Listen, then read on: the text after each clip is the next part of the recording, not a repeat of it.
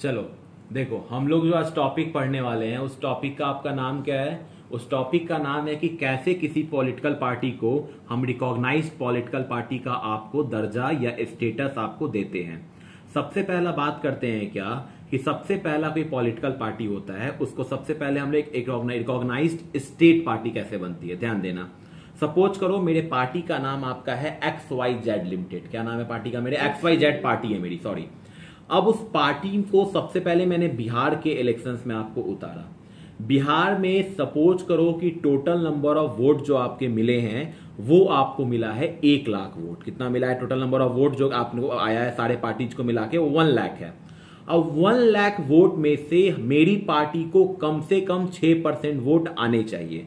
तो 1 lakh vote total आपका बिहार में कास्ट हुआ। 1 लाख में से मेरी पार्टी को 10,000 वोट आए। अब एक बात बताओ, मेरे पार्टी को तो कम 1 लाख का 6% आपका 6,000 ही होता है, लेकिन मेरे पार्टी को तो 10,000 वोट आ गया। मतलब मैंने पहला क्राइटेरिया क्या कर लिया? फुलफिल आपको कर लिया। उसके बाद बिहार में टोटल आपके जो लेजिस्लेटिव असेंबली के सीट्स हैं, विधानसभा के सीट्स हैं, वो आपके 243 हैं। अब उस 243 सीट्स में कम से कम जो इलेक्शन कमीशन का क्राइटेरिया है वो कहता है कि आपको 2 सीट्स जीतने होंगे।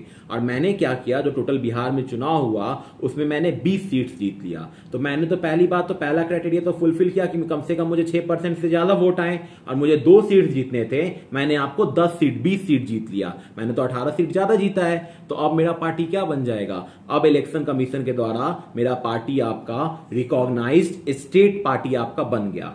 ठीक है, ये खत्म हुआ। अब हम चाहते हैं कि मेरा पार्टी और आगे ग्रो करे, नेशनल पार्टी बने। तो नेशनल पार्टी बनने के लिए क्या करना पड़ेगा? तो आपको पता है कि जैसे बिहार में बनने के लिए स्टेट पार्टी मुझे आपको स्टेट असेंबली इलेक्शंस लड़ना पड़ा, उसी तरह से मुझे अगर नेशनल पार्टी बनाना है तो मुझे आपको लोकसभा का इलेक्शंस क्या होगा? आपको लड़ना पड़ेगा। अब लोकसभा का इलेक्शन हुआ पूरे इंडिया, क्योंकि लोकसभा का इलेक्शन तो पूरे इंडिया बेसिस पे होता है आपका, तो पूरे इंडिया के लोगों ने वोट दिया, पूरे 28 राज्यों के स्टेट्स के लोगों ने वोट दिया, 9 यूनियन टेरिटरीज के लोगों ने वोट दिया और टोटल वोटिंग जो पड़ा वो आपको पड़ा 50 लाख। सपोज करो एक हाइपोथेटिकल एग्जांपल है जस्ट आपका ये।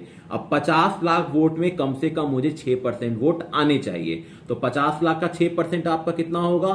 3 लाख होगा। लेकिन मेरे पार्टी को 10 लाख वोट आया। मैंने इतना अच्छा लोगों से प्रॉमिस किया, कैंपेनिंग किया इलेक्शन का कि मेरे पार्टी को आपको 10 लाख वोट आ गया। अब 10 लाख वोट आ गया मतलब मैंने पहला क्राइटेरिया तो फुलफिल कर लिया।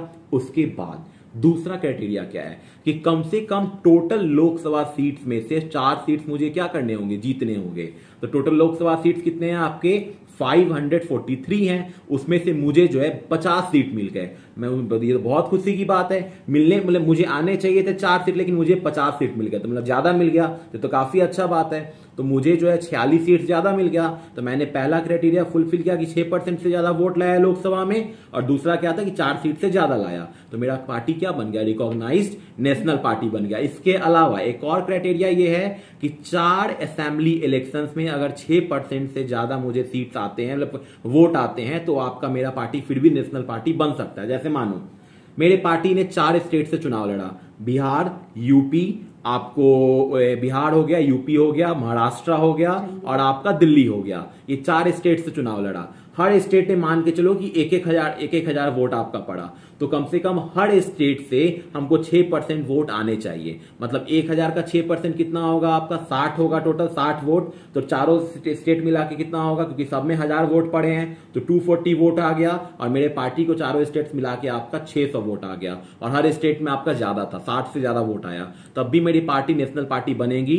और इसके साथ वो भी क्राइटेरिया याद रखना होगा कि मेरे पार्टी को लोकसभा इलेक्शंस में 4 सीट्स कम से कम मिलने चाहिए आउट ऑफ 543।